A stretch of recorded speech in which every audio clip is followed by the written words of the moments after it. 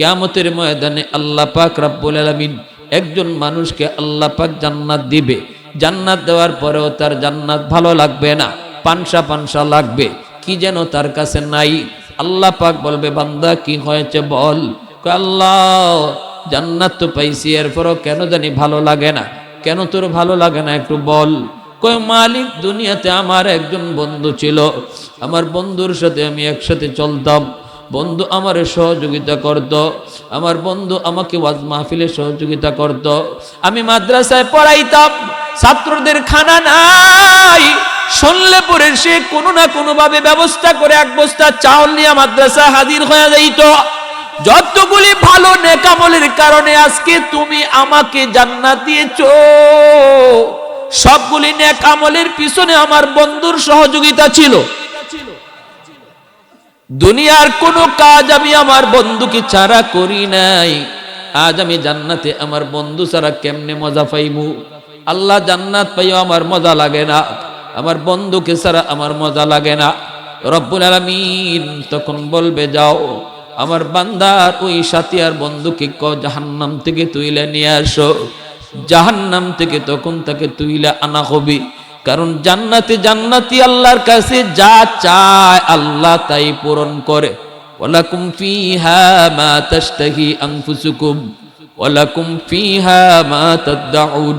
এই মাদ্রাসায় পড়ে পড়ে যে হাফেজগুলা হাফেজ হয়ে বের হবে, এরাও যখন জান্নাতে যাবে আর বলবে, মালিক যাদের সহযোগিতায় আমি হাফেজ হয়েছি, যারা আমাকে টাকার জায়গা ব্যবস্থা করে দিছে, খাওয়ার সুযোগ করে দিছে, এই মানুষগুলারে না পাইলে আমিও জান্নাতে যাবো না। আল্লাহ পাকের রহমত আছে বিদায় এখনো আল্লাহ পাক নদী থেকে মাছ খাওয়ায়। সূর্য পূর্ব দিগন্তে উঠে পশ্চিমে অস্ত যায়, চেয়ারম্যানের চেয়ারম্যানি, মেম্বারের মেম্বারি, এমপির এমপিগিরি, ব্যবসায়ীর ব্যবসা, যত যা কিছু বলি না কেন যুবক, আল্লাহ পাক তোমাকে আমাকে প্রতিনিয়ত বাঁচায় রাখছে মাদ্রাসা আর কোরআনের উসিলা। যেদিন থেকে মানুষ কোরআন থেকে মুখ ফিরে নেয়, ওই দিন থেকে আর জমিন আমাকে ফসল দিবে না, জমিন থেকে আর ফসল আসবে না, আর গাছগাছালি থেকে ফুল ফল পাওয়া যাবে না। একে একে মানুষজন শুধু গজবের মধ্যে পড়বে। এজন্য বলি যুবক, একটু চিন্তা করে দেখো, আল্লাহর গোলাম, আমি যে চেয়ারম্যানের চেয়ারে বসা, এই চেয়ারও টিকে আছে মাদ্রাসার উসিলায়, মেম্বারের মেম্বারি টিকে আছে কোরআনের উসিলায়, এমপির এমপিগিরি টিকে আছে কোরআনের উসিলায়। আমি যদি কোরআনের বিরোধিতা করি, মাদ্রাসার বিরোধিতা করি, আল্লাহ আমাকেও আমার চেয়ারে রাখবেন, আমাকেও আল্লাহ পাক আমার জায়গাতে রাখবেন না। যার উসিলায় আল্লাহ তোমারে খাওয়ায়, তোমারে বাঁচায়, তার উপরে যদি আঘাত করো, তারে যদি শেষ করার চিন্তা করো, আল্লাহ তোমারও রাখবে না, তোমারও শেষ করে দিবে। এজন্য মাদ্রাসায় কেউ যদি সহযোগিতা করে, মাদ্রাসা যদি কেউ টিকায় রাখে, নবীর হাদিসের ভাষায় মাদ্রাসা সে টিকায় রাখলো না, বরং মাদ্রাসার উসিলায় আল্লাহ তারে টিকায় রাখলো। কেউ যদি মাদ্রাসায় আঘাত করে, আল্লাহর গোলাম নিজের পায়ে নিজে আঘাত করলো। আমরা বাংলাদেশে দেখেছি যতজন কোরআনের শিক্ষার বিরুদ্ধে কথা বলল, মাদ্রাসার বিরুদ্ধে কথা বলল, যেই চেয়ারে বৈশা কথা কইছে, এই চেয়ারটা আল্লাহ তার কাছে রাখে নাই, ঠিক না? টাকলা মুরাদ জায়গায় নাই, লতিফ সিদ্দিকী জায়গায় নাই, এমনকি ফ্যান ও সিরা পরে তো টাকলার মাথা পড়ে। কয় কি রে ফ্যান, তুইও বুঝি আমারে বালা ফাস না, তুইও আর ফরবার কোনো জায়গা পাইলি না। কেমনে পাইবা? তুমি তো বইয়া বইয়া খালি বড় বড় কথা কইছো। মাদ্রাসা দরকার কি, মৌলবীর প্রয়োজন কি, হুজুরদের দরকার কি, হাফেজ সাহেবের দরকার কি, কিসের দরকার লাগে হাফেজ সাহেবের, কিসের দরকার লাগে হুজুরের? কোথায় না তুমি কইছো মাদ্রাসা বন্ধ করো, এজন্য আল্লাহ পাক তোমার জীবনটারও বন্ধ করে দিছে, তোমার সেই সামনের যাত্রা বন্ধ করে দিয়েছে। এজন্য আল্লাহর গোলাম, আল্লাহর নবী বলেন, উম্মতের দল, এই কথাটি যদি তোমরা ভালো করে নাও বুঝো, তোমরা সারা আসমান জমিনে যত আর প্রাণী রয়েছে, ইন্নাল আলিমা ইয়াস্তাগফিরু লাহু মান ফিল আরদ ওয়া মান ফিস সামা হাত্তাল হিতানু ফি জাওফিল মা। দ্বীনের নবী, মায়ার নবী বলেন, জানোনি উম্মতের দল, এই কথাটি তোমরা যদি ভালো করে নাও বুঝো, কার উসিলায় আল্লাহ তোমারে খাওয়ায়, কার উসিলায় আল্লাহ তোমারে চালায়, কার উসিলায় আল্লাহ পাক তোমারে বাঁচায়, কথাটি তুমি যদি নাও বুঝো, তুমি সারা আসমান জমিনের আর যত মাখলুক, ফেরেশতা বলো, জিন বলো, জঙ্গলের বাঘ ভাল্লুক বলো, পানির নিচের মাছ বলো, গর্তের পিপিলিকা বলো, গাছের পাতা বলো, এমনকি বালির কণাটা বলো, যত যা কিছু তুমি সারা আছে, সবাই কিন্তু মাদ্রাসার কদর জানে, আলেম উলামার কদর বুঝে। এজন্যই নবী বলেন, পানির নিচের মাছও আল্লাহর কাছে অল টাইম দোয়া করে, গর্তের পিপিলিকাও দোয়া করে, আল্লাহ উলামায়ে কেরামের হায়াত তুমি বাড়া দাও, হাফেজে কোরআনের হায়াত তুমি বাড়ায় দাও, আল্লাহ সমাজে সমাজে তুমি মাদ্রাসা তৈরি করে দাও।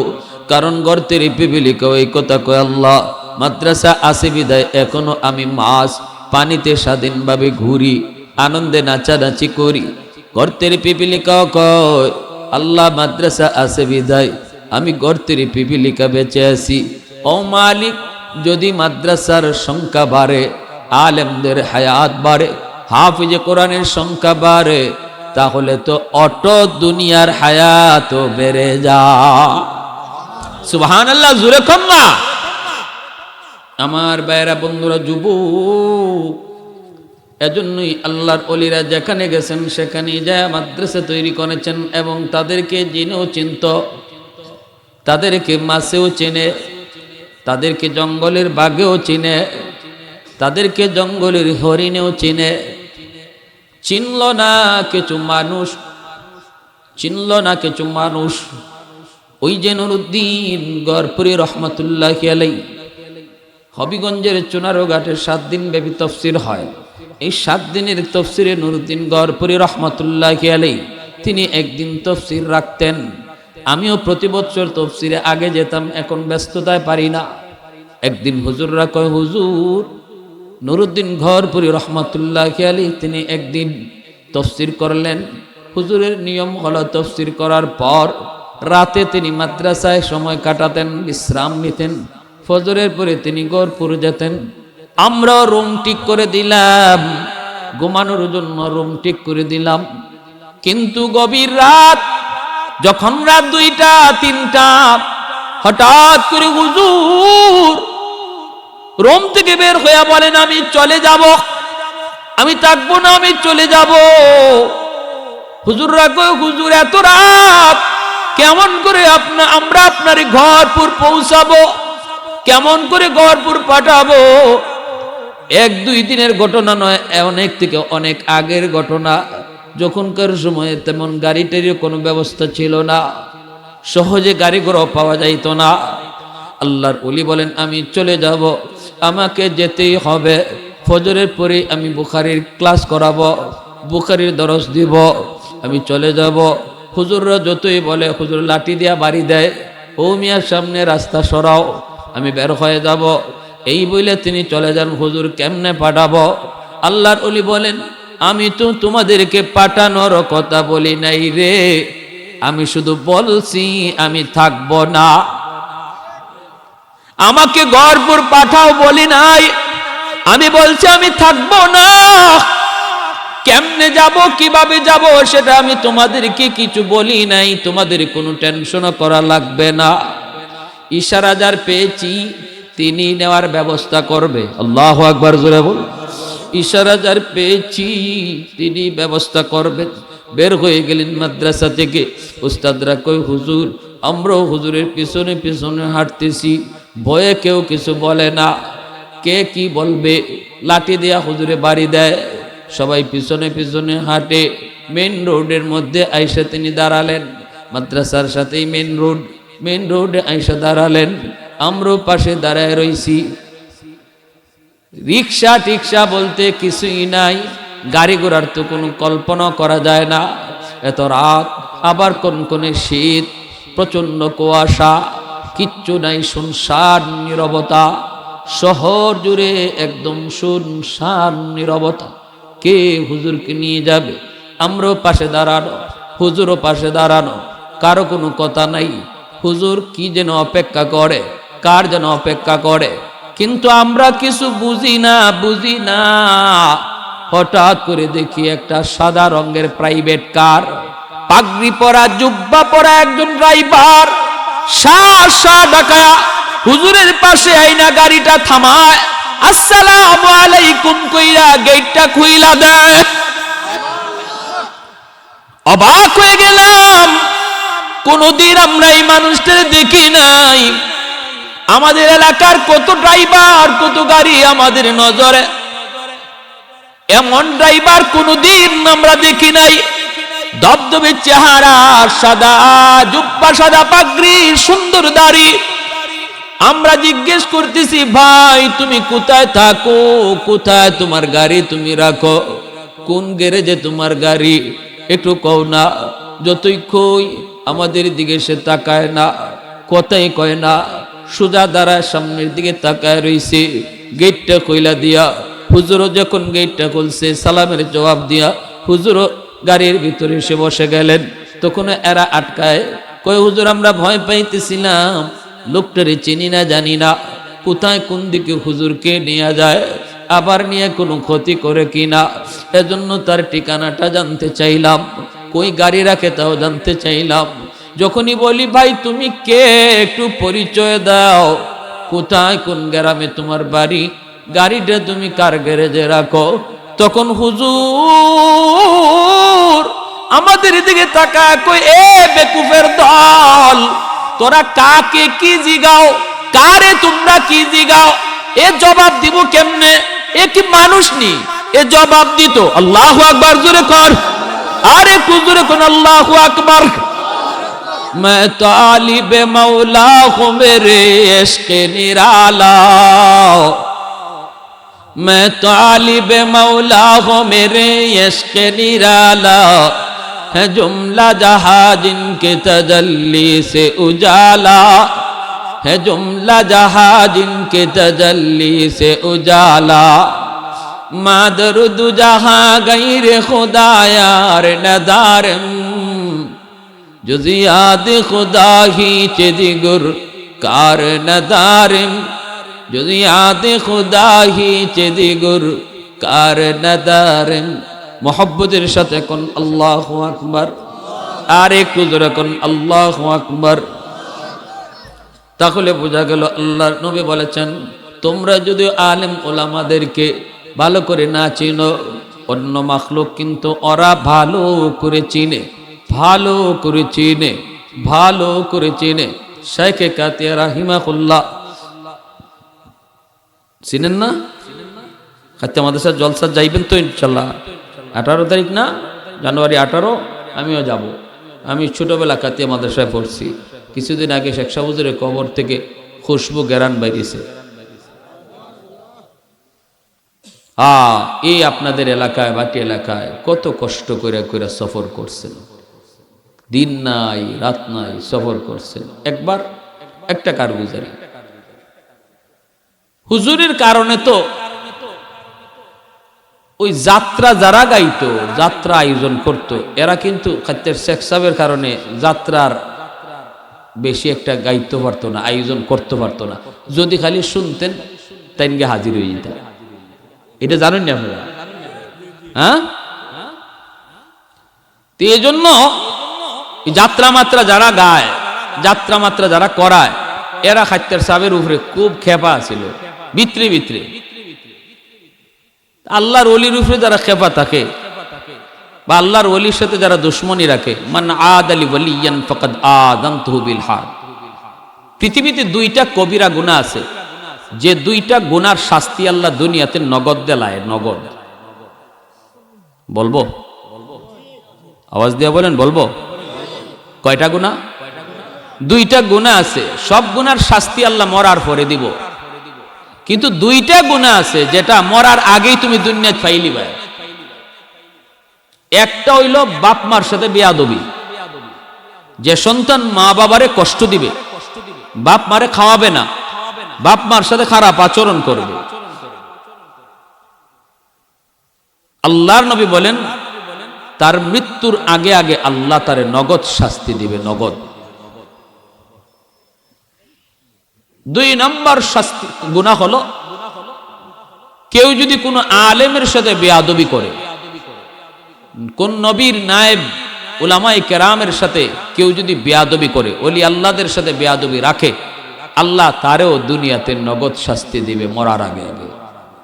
এই দুইটা গুনাহ থেকে অন্তত সর্বদা খেয়াল রাখবো নিজেরে বাঁচায় রাখার। যদি মরার আগে একটু শান্তি পাইতে চান, যদি দুনিয়াতে একটু সম্মান নিয়ে শান্তিতে বাঁচার ফিকির থাকে, মরার পরেরটা তো আল্লাহ পাক জানে।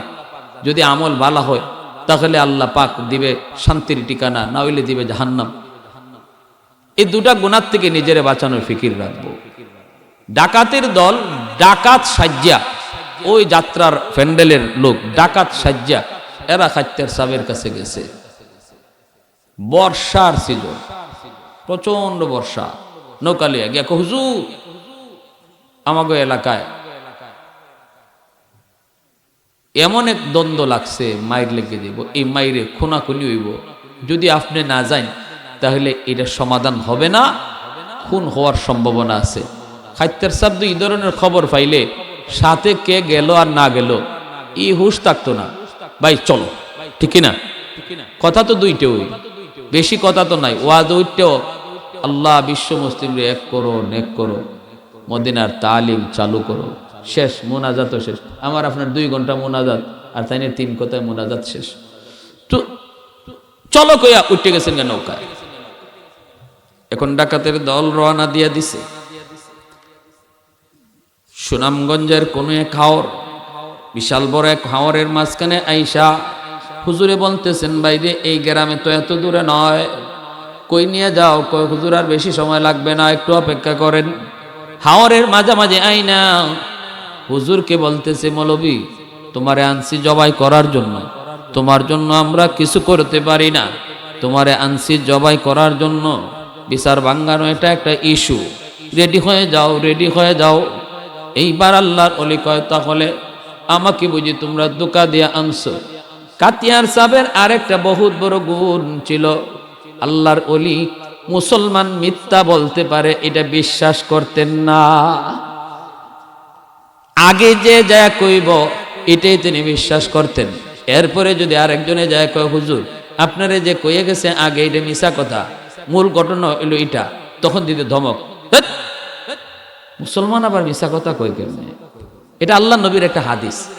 সাহাবীরা নবীকে জিজ্ঞেস করেছেন, ইয়া রাসূলুল্লাহ মুসলমানে চুরি করতে পারেনি? নবী কয়, হ্যাঁ পারে, শয়তানের ধোঁকায় পড়ে গেলে চুরি করতে পারে। সাহাবীরা জিজ্ঞাসা, ইয়া রাসূলুল্লাহ মুসলমানে জিনা করতে পারেনি? আল্লাহ নবী কয়, এটাও ওই জিতে পারে শয়তানের ধোঁকায় পড়লে। সাহাবী আরেকজন কয়, ইয়া রাসূলুল্লাহ মুসলমানে মিথ্যা বলতে পারেনি? আল্লাহ নবী কয়, অসম্ভব, মুসলমান মিথ্যা বলতে পারে না। চিন্তা করছেন? চুরি করতে পারেনি, নবী কয় এটা হইতে পারে। জিনা করতে পারেনি, আল্লাহ নবী কয় হয় এটা ওই যেতে পারে। তবে তওবা করলে আল্লাহ মাফ করে দিব, শয়তানের ধোঁকায় পড়লে এটা ওই যেতে পারে। মিথ্যা আল্লাহ নবী কয় অসম্ভব, মিথ্যা বলতে পারে না। তাহলে এই গুণটা খাদ্যের সাবের মাঝে ছিল, যে কেউ আইয়া মিশা কথা কইছে এটা তাইলে বুঝা নিয়ে যেত না, এজন্য এরাও এরকম কথা কইয়া লই আইছে। হাওরের মাঝখানে আয়া কয়, রেডি হও। আল্লাহর ওলি কয়, তাহলে আমাকে 2 রাকাত নামাজ পড়ার সুযোগ দাও। 2 রাকাত নামাজ পড়ার সুযোগ, এটা আল্লাহর নবীর সাহাবী হযরত খুবাইব রাদিয়াল্লাহু তাআলা আনহু থেকে জারি। এই 2 রাকাত সুন্নত নামাজ পড়ার জন্য তিনি চাইলেন। এরা কয় ঠিক আছে, জীবনের শেষ নামাজ পড়ে নাও। তিনিও জীবনের শেষ নামাজ মনে করে তিনি 2 রাকাত নামাজে দাঁড়াইছেন।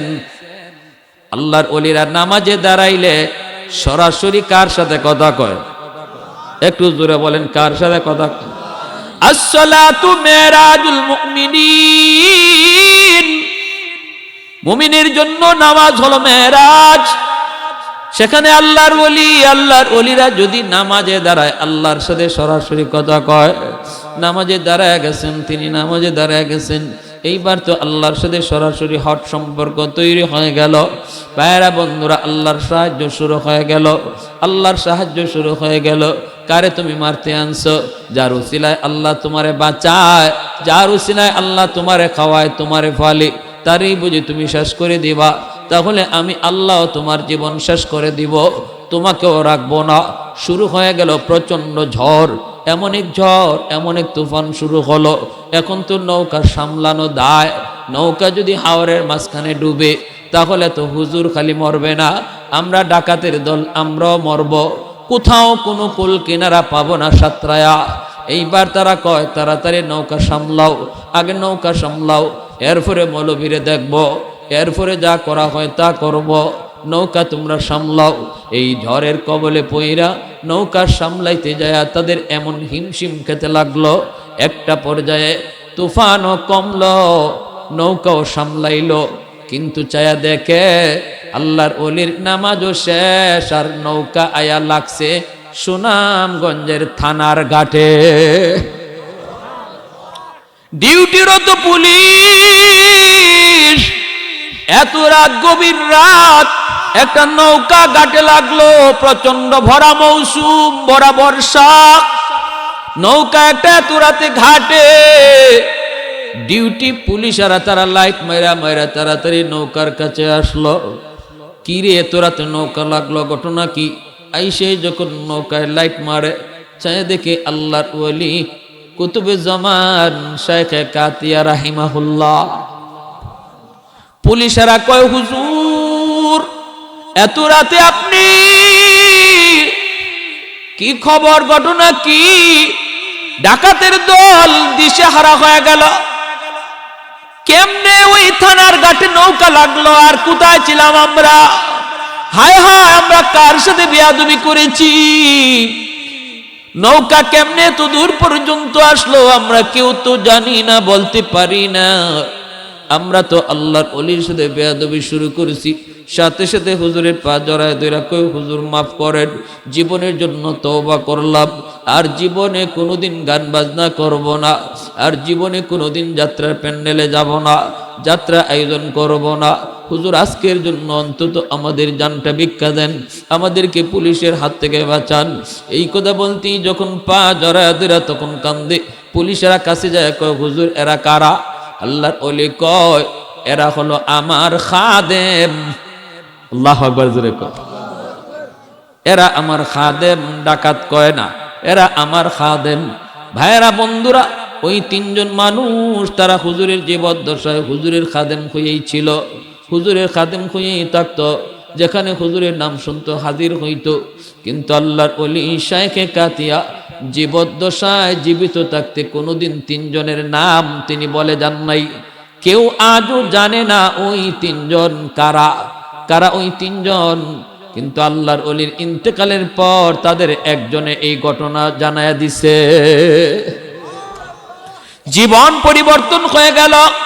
ওই 3 জন মানুষগুলি তারাও বুজুর্গ হয়ে গেল, তারাও নামাজি দিনদার হয়ে গেল। এজন্য রে ভাই মনে রাখবা, আল্লাহর নবী কয়, ইন্নাল আলিমা ইস্তাগফিরু লাহু মান ফিল আরদ ওয়া মান ফিস সামা হাত্তাল হিতানু ফি জাওফিল মা। ভাইরা বন্ধুরা, হাদিস শরীফে আল্লাহর নবী বলেন, কার সাথে তুমি দুনিয়াতে চলবা, কাদেরকে মহব্বত করবা, উলামায়ে কেরামের সাথে মহব্বত রাখো। লাভ কি হয় জানো নি? কিয়ামতের ময়দানে আল্লাহ পাক রব্বুল আলামিন একজন মানুষকে আল্লাহ পাক জান্নাত দিবে। জান্নাত দেওয়ার পরেও তার জান্নাত ভালো লাগবে না, পানসা পানসা লাগবে, কি যেন তার কাছে নাই।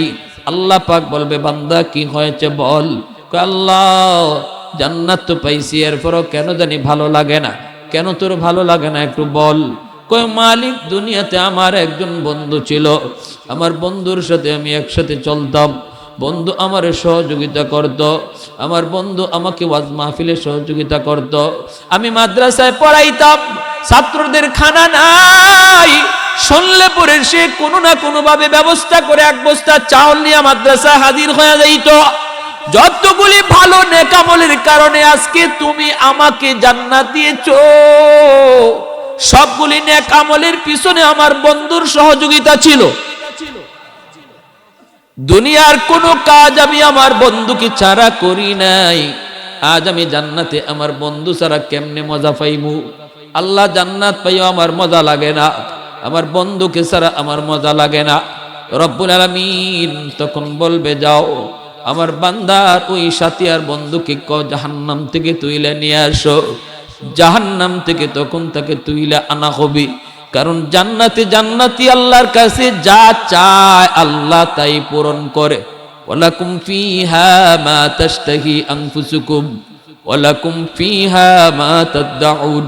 এই মাদ্রাসায় পড়ে পড়ে যে হাফেজগুলা হাফেজ হয়ে বের হবে, এরাও যখন জান্নাতে যাবে আর বলবে, মালিক, যাদের সহযোগিতায় আমি হাফেজ হয়েছি, যারা আমাকে টাকার জায়গা ব্যবস্থা করে দিছে, খাওয়ার সুযোগ করে দিছে, এই মানুষগুলারে না পাইলে আমিও জান্নাতে যাবো না।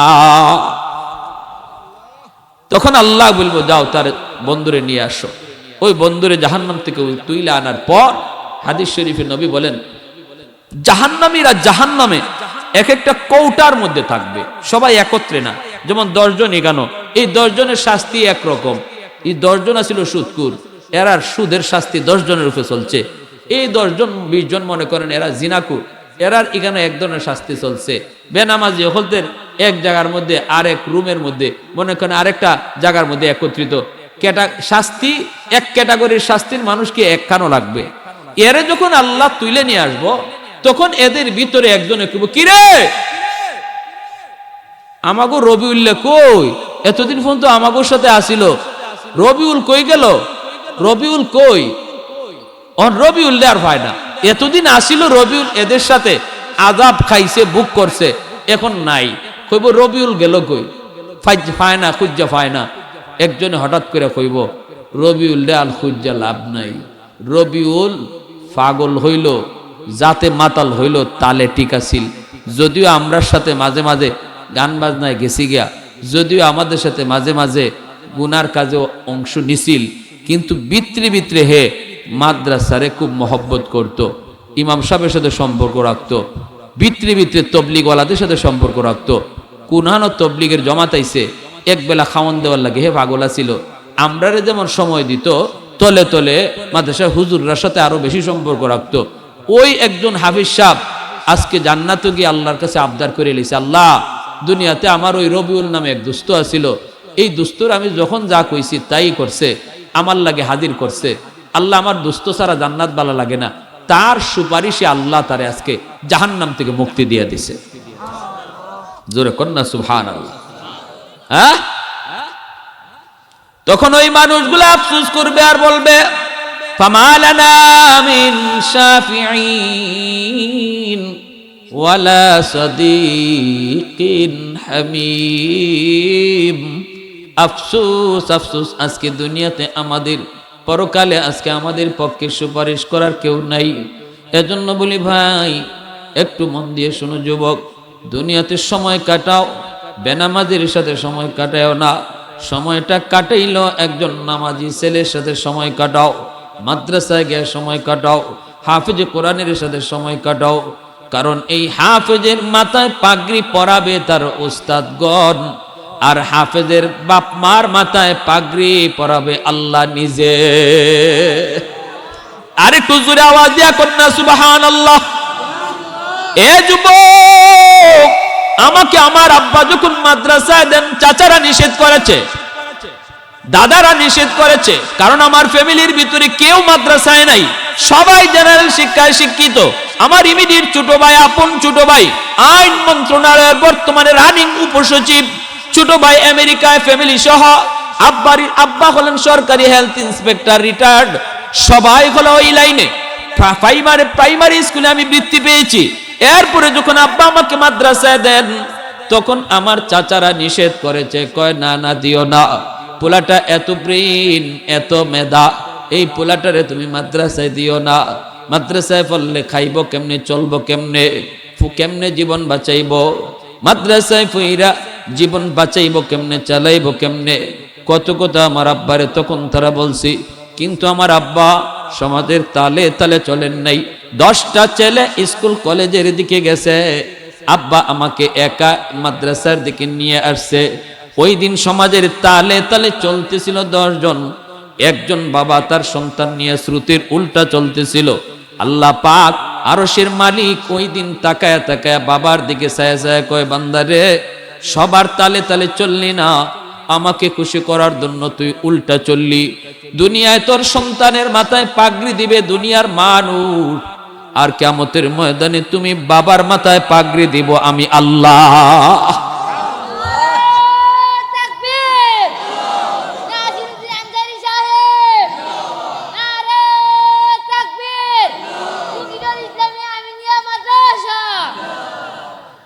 এ ভাই, স্কুলে পড়াইলে আপনার সন্তান উকিল হইব, দুনিয়ার আদালতের উকিল।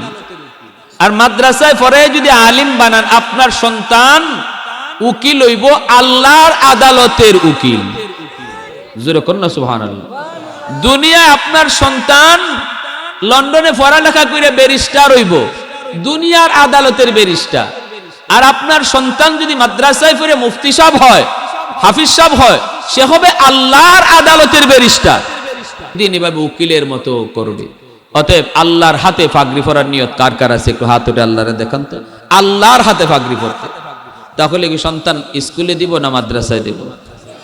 স্কুলে না মাদ্রাসায়? আল্লাহর হাতে যদি পাগড়ি পরার ইচ্ছা থাকে, কিয়ামতের ময়দানে কিন্তু আল্লাহ নবীর বাপ মারে পাগড়ি পরাইবার কথা কয় নাই। মান কারা আল কুরআন ওয়া আমিলা বিমা ফিহি উলবিসা ওয়ালিদাহু তাজান ইয়াউমাল কিয়ামা দাউহু আহসানু মিন দাউইশ শামস। এমন এক মুকুট হবে যেই মুকুটের পাওয়ার সূর্যের চেয়েও বেশি পাওয়ার হবে। এটা কোনো নবীর বাপমার ক্ষেত্রে সুসংবাদ না, কিন্তু একজন আলেম হাফেজের বাপমার ক্ষেত্রে এই সুসংবাদ রয়েছে। আল্লাহ আমাদের সবাইকে বুঝদান করুন, এই মাদ্রাসাকে কবুল করুন। এই মাদ্রাসার আওতাধীন যত বাড়িঘর আছে, প্রত্যেকটা ঘর থেকে আল্লাহ একজন হাফেজ, একজন আলেম আল্লাহ কবুল করুন। সবাই কোন আমিন। আর সহযোগিতা কেন করব? সহযোগিতা এজন্যই করব, আল্লাহ নবীর হাদিস অনুযায়ী সে ওই সহযোগিতার কারণে ওই হাফেজ সাহেব উকিল হইয়া ব্যারিস্টার হইয়া আল্লাহর কাছে আবদার জানাইব, আল্লাহ ওই মানুষগুলা ছাড়া আমি জান্নাতে যাব না, যাদের সহযোগিতা পাইয়া আমি হাফেজ হইছি। এজন্য আমার ভাইয়েরা প্রত্যেকে দিল খুলে মাদ্রাসার দিকে নজর রাখব, সহযোগিতা করব, আর নিজের সন্তানকে মাদ্রাসায় পড়াবো, নিজের নাতিটারে মাদ্রাসায় দিব ইনশাআল্লাহ।